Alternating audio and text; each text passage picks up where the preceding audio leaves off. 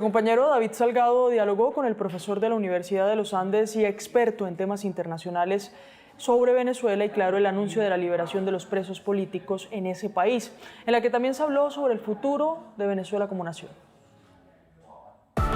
Bueno, y a esta hora nos encontramos con el profesor de la Universidad de los Andes, experto en temas de Venezuela y demás temas internacionales, el profesor Víctor Mijares. Vamos a hablar de la noticia del momento en estos días, que es Venezuela y es la excarcelación de varios presos políticos, aún por confirmar. Profesor Mijares, bienvenido a Noticias Caracol en Vivo. Gracias por la invitación. Profesor Mijares, empecemos con ese anuncio que dio Jorge Rodríguez, el presidente de la Asamblea Nacional de Venezuela, y algo muy interesante y que se podría analizar desde ese momento que dio el anuncio de la excarcelación de varias personas, de un número importante de personas que estaban presas, presas en Venezuela, es que Venezuela, el gobierno venezolano hace esto de manera unilateral.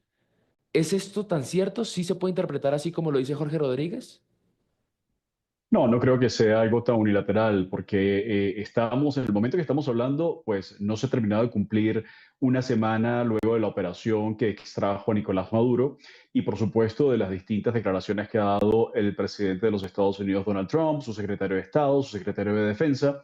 Esto parece responder más bien a hacer una reacción a ese ataque, a esa extracción de Nicolás Maduro y a lo que se ha ya manifestado que está ocurriendo, que es un proceso de diálogo directo entre el nuevo régimen en Venezuela, la nueva estructura del régimen venezolano y el gobierno de los Estados Unidos. Parece ser más que responde a la presión de Washington que a una decisión unilateral.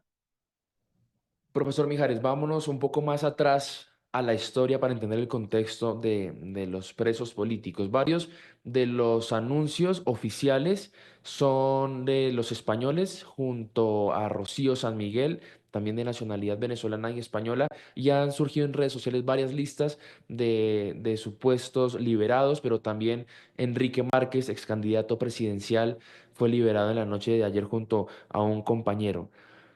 En Venezuela, en el régimen venezolano, ¿cuándo empieza a ser, por así decirlo, problema las cuestiones de excarcelación a políticos, la cuestión de los presos políticos en Venezuela? ¿En qué momento de la historia?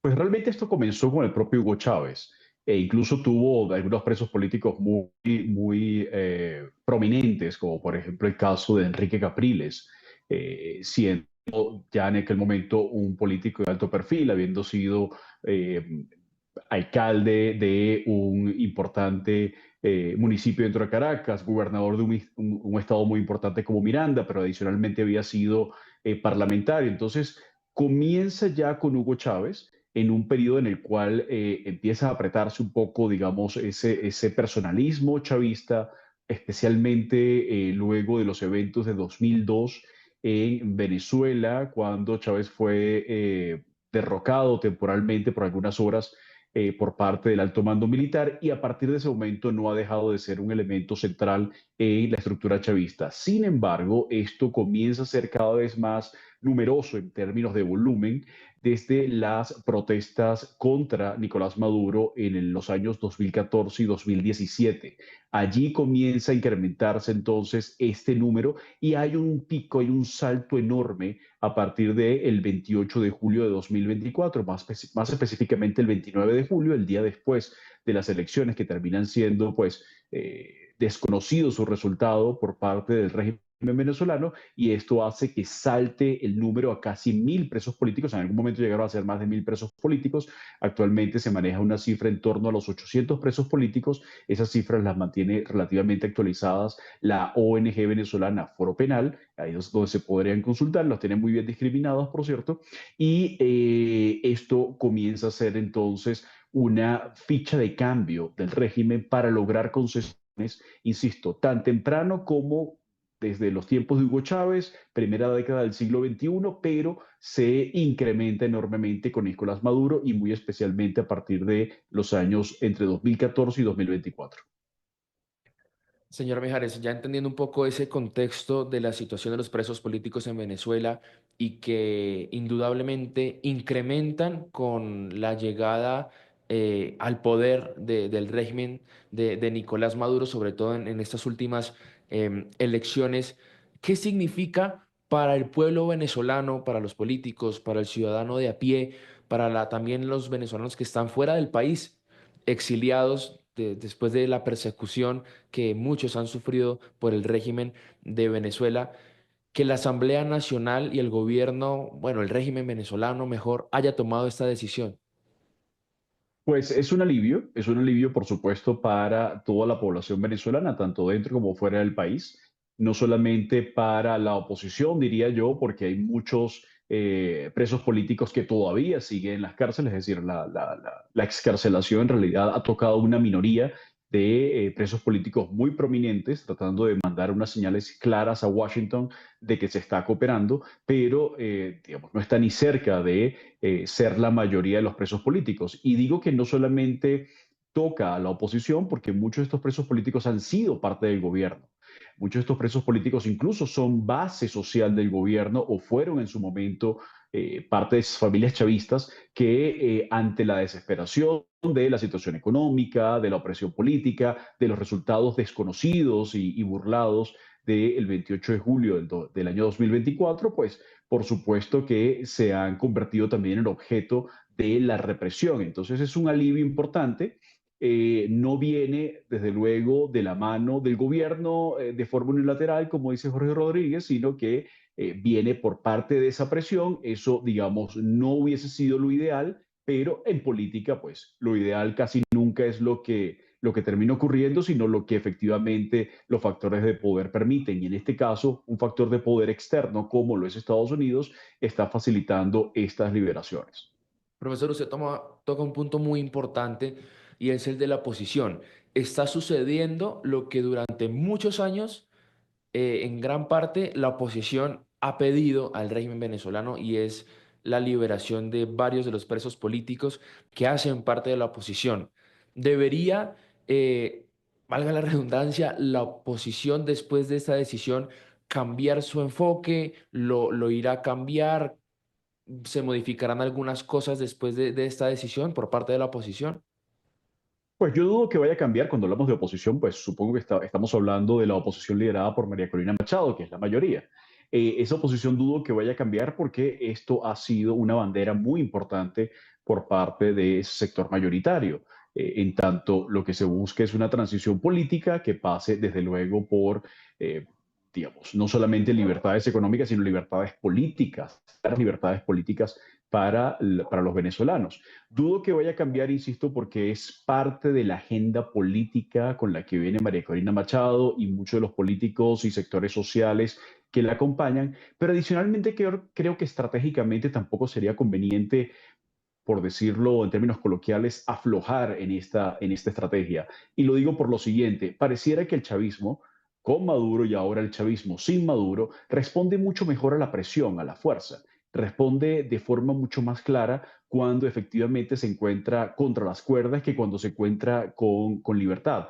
Esto fue practicado de algún modo por la administración Biden, que trató de llevar adelante unas negociaciones muy civilizadas, muy diplomáticas, que terminaron siendo burladas. Ahora pareciera que están respondiendo de forma mucho más clara, rápida, efectiva, cuando están bajo la amenaza de la fuerza y desde luego creo que la oposición venezolana, esa oposición mayoritaria, va a seguir tratando de azuzar a los Estados Unidos y muy particularmente a esta administración Trump y a Marco Rubio, digamos, como artífice y arquitecto de esa política exterior para que mantengan esa presión. Ya lo ha dicho Donald Trump, está dispuesto a cancelar un segundo ataque en Venezuela, pero también ha dicho la flota se mantiene en el Caribe. Entonces creo que esta amenaza del uso de la fuerza está funcionando.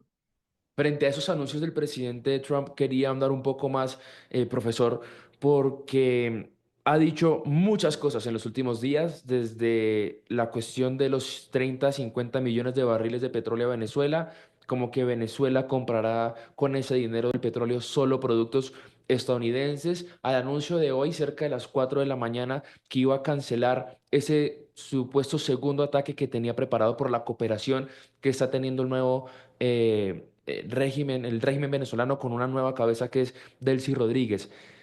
Dentro de los análisis se esperaba que esta cooperación fuera a ser así, tan buena, entre comillas, como lo está denominando el presidente Donald Trump? Pues fíjese que en los escenarios, al menos que con mi equipo de trabajo yo he venido llevando adelante, teníamos contemplado que podría haber un ataque en tierra, teníamos contemplado que podría, entre las opciones estaba una acción como la que ocurrió, una extracción, pero no imaginábamos que iba a haber una cooperación tan inmediata, porque tampoco creíamos que hubiese sido, digamos, tan probable que la administración Trump hubiese dejado tanto del aparato anterior establecido.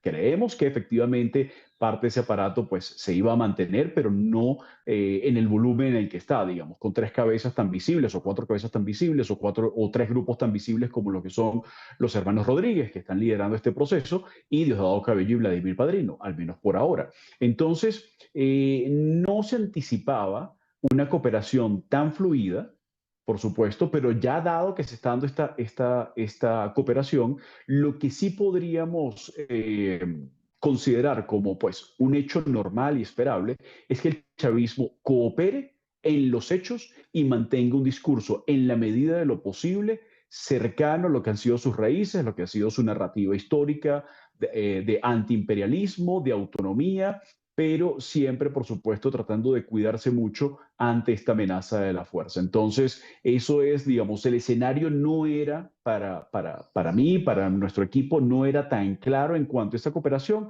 pero pues, digamos, no, nos alegra mucho que esté ocurriendo. Profesor Mijares, finalmente, en una entrevista el día de ayer, el presidente Trump a Fox News le preguntan sobre María Corina Machado, que se va a reunir con ella, se encontrará con ella la próxima semana, y también le hacen una pregunta sobre el Nobel de Paz, si estaría dispuesto a recibirlo, si ella se lo entrega, algo que le habían preguntado a María Corina Machado, también si estaba dispuesta a entregar el premio Nobel a Donald Trump. Si esto sucede, o mejor dicho, esto que está pasando entre la líder opositora venezolana y el gobierno de los Estados Unidos, donde palabras más, palabras menos la descartaron para la transición que está pasando en ese momento en Venezuela, ¿qué significa para la oposición? ¿Es un golpe de realidad? Pues empecemos por lo último, ¿no? En cuanto al lugar de María Corina Machado en la transición. Lo que ha dicho Marco Rubio, y por supuesto está refrendado y esto está apoyado por Donald Trump, es que este proceso tiene tres fases. Una fase de estabilización, una fase de recuperación, de, digamos, reconstrucción de algún modo, y una fase de transición. En mi opinión, lo que viene ocurriendo es en paralelo estabilización con reconstrucción, porque estamos hablando no solamente de seguridad, que sería estabilización, sino también de economía, que sería reconstrucción. Y la última fase sería la fase política. En esa última fase no ha sido descartada María Corina Machado, todo lo contrario. Algunos voceros, tanto en la Casa Blanca como en el Congreso de los Estados Unidos, han dicho que María Corina Machado podría ser una pieza central en esa fase de transición. Pero en las fases de sobre todo estabilización y en menor medida reconstrucción, quizás no tenga mucho que hacer, pues no tiene control real sobre factores de poder ni militares ni paramilitares en el país. Razón por la cual en estas dos primeras fases es indispensable contar con ese chavismo que hasta el momento está cooperando y hasta el momento se mantiene en el poder, pero también bajo unas condiciones que debo decir claramente, son de una muy precaria estabilidad, el equilibrio es muy precario. Es decir, los hermanos Rodríguez tienen en este momento, al parecer, la representación, entre comillas, institucional del Estado, pero posiblemente no tengan el poder de las armas. Ese poder de las armas está en este momento en manos de dos individuos que son Vladimir Padrino y Diosdado Cabello, que siguen estando buscados por la justicia de los Estados Unidos, sobre los cuales hay recompensa. Entonces creo que la estabilidad es muy precaria y tratar de forzar una transición en esta situación tan precaria podría ser mucho más peligroso, no solamente para Venezuela, sino también para Colombia y por supuesto para los intereses de los Estados Unidos. Entonces creo que María Corina tiene un lugar un papel que jugar, sobre todo en la última fase, en la última de las tres fases que ha descrito el secretario de Estado Marco Rubio. Esa es una de las grandes críticas que le han hecho a la operación de los Estados Unidos, que es una continuación del régimen cuando se esperaba que se finalizara. Para dar un poco de contexto, porque también es preocupación del pueblo venezolano y de todo Latinoamérica, la continuación del régimen, y lo han expresado así, es cuándo puede haber elecciones. según la Constitución, si no estoy mal, me corrige, profesor Mijares, tiene Delcy Rodríguez 90 días de interinato, luego puede pedir una prórroga de esos 90 días, que allá son 6 meses, y a partir de ahí tiene 30 días Venezuela para celebrar nuevas elecciones. Sí, eso es correcto. Ese cronograma que acabas de describir es correcto. Esto también, digamos, se solapa con procesos políticos dentro de los Estados Unidos. Claramente, el interinato está cooperando, no quiere decir que esté de acuerdo con Washington. El interinato simplemente está bajo la amenaza. Y bajo amenaza, pues están actuando. Pero van a querer sobrevivir y van a querer sobrevivir a Trump y van a querer sobrevivir a esta presión político-militar. Y es por eso que todavía no se ha quebrado, a pesar de que el equilibrio es precario. Pero van a tratar de estirar tanto como puedan esta posibilidad de unas elecciones, porque unas elecciones en el corto plazo, pues los podría dejar en una situación de inestabilidad absoluta en el país y en el mejor de los casos una victoria, digamos, muy importante por parte de la oposición liderada por Machado. Entonces, la situación, insisto en esto, es bastante delicada, va a coincidir con procesos político-electorales en los Estados Unidos y va a coincidir en pleno con el cronograma electoral colombiano. Vamos a estar en una situación triangular entre los Estados Unidos, Venezuela y Colombia que va a llevar pues a mucha inestabilidad, va a llevar a discursos muy incendiarios y a situaciones que creo que pueden ser potencialmente inestables y desde Colombia tenemos que estar muy pendientes de esto porque esto es una situación que ya no es simplemente un tema internacional, es un tema que tiene ramificaciones internas muy, muy importantes. Entonces, en ese cronograma, desde luego, va a haber un interés por estirar la línea del tiempo para precisamente tratar de sobrevivir.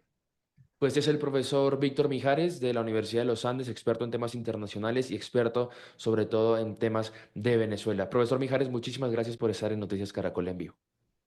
Siempre un gusto, gracias.